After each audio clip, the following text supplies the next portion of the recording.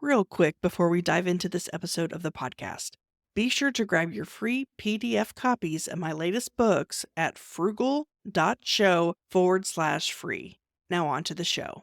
Welcome to the Frugalpreneur podcast. I am your host, Sarah St. John.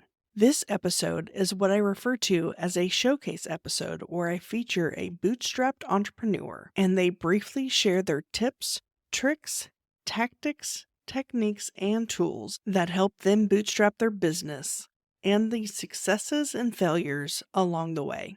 My hope is that each of these showcase episodes will provide at least one valuable takeaway that you could implement right away in your own bootstrap business journey. Now, on to the episode.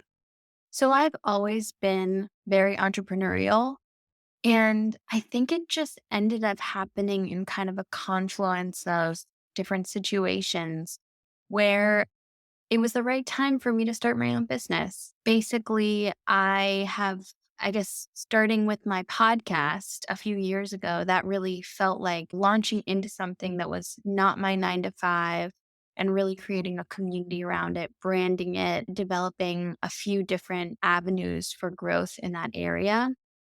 And of course, publicizing it. And then developing a blog prior to that, that really felt like an area, again, of community growth, something that was not my 9 to 5.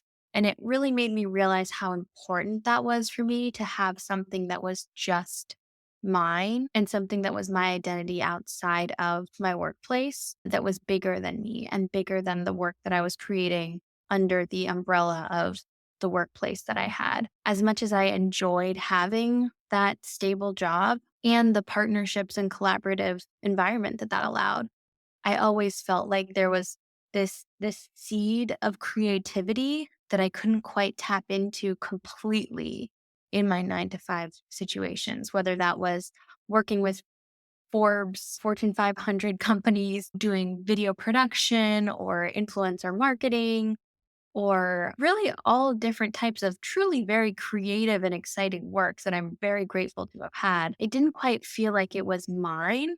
And I think by moving into my own business now, I'm able to really express my vision to my different clients in a way that I know translates directly to them. And I can support them in such an authentic way and can see that translate in their business pretty directly and immediately, which is fantastic.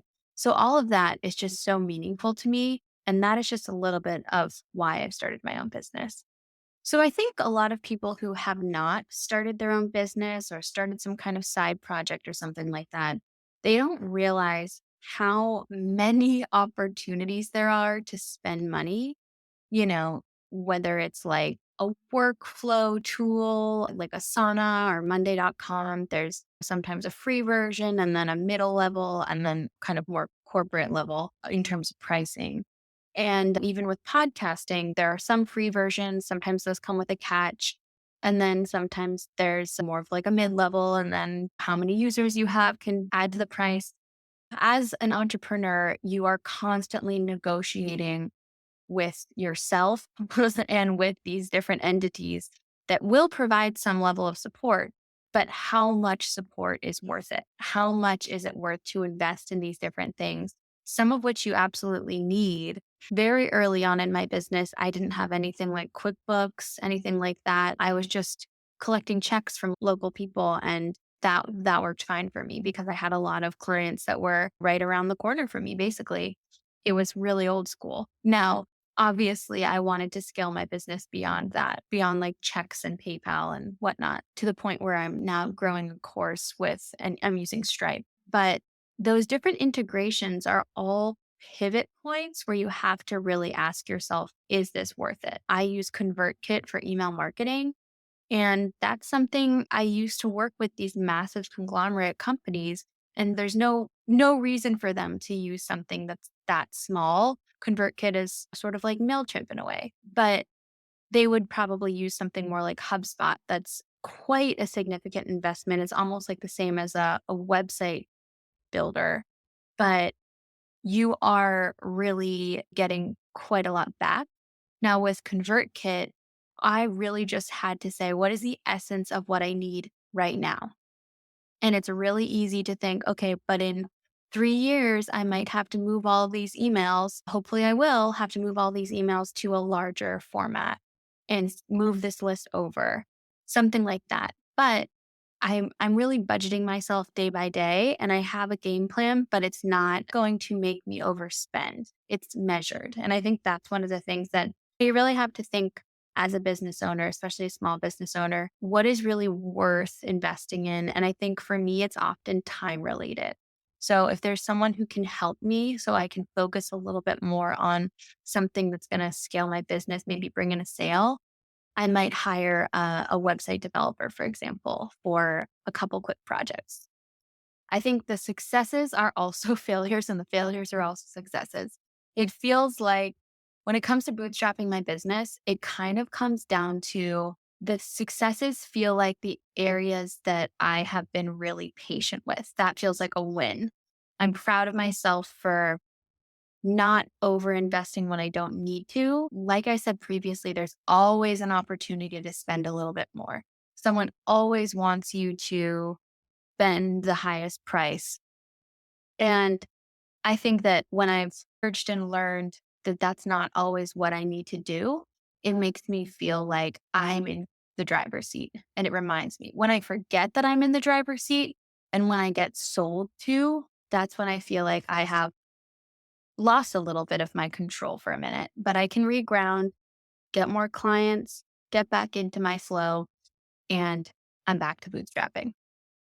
When it comes to bootstrapping my business, I think that patience is probably my number one tip. Giving myself the space to discern whether I should spend money or if it's just something that typical business owners at this stage do spend money on this tool because there are so many tools. I'll use QuickBooks as an example or Monday.com or some of those typical tools you hear about that a lot of business owners just throw around.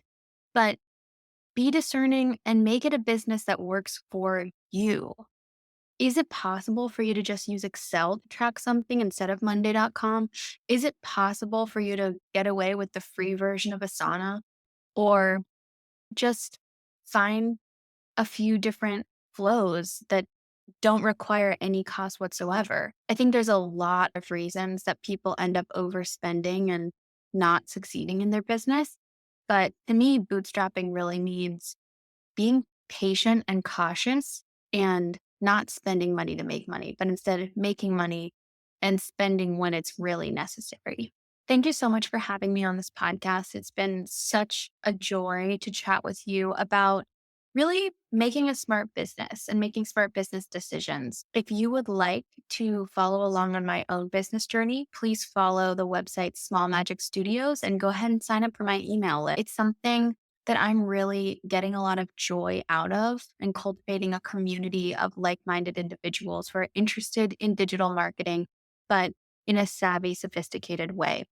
When I say that, I mean getting unstuck, breaking the rules, because I think a lot of times when people hear digital marketing, they think that means I have to post on Instagram 3 times a week and I have to share to my email list once a week and I have to do all of these things that end up feeling like they're just stuck in this online machine. But just like I like to follow your own pace when it comes to spending money for your business, I also believe in following your own pace when it comes to anything digital marketing. So if you sign up for my email list, you'll get a lot of freebies, but I will not spam you. You'll be put into different segmented lists that feel authentic to your brand, and I'll make sure to segment the list so you do not get spammed at all.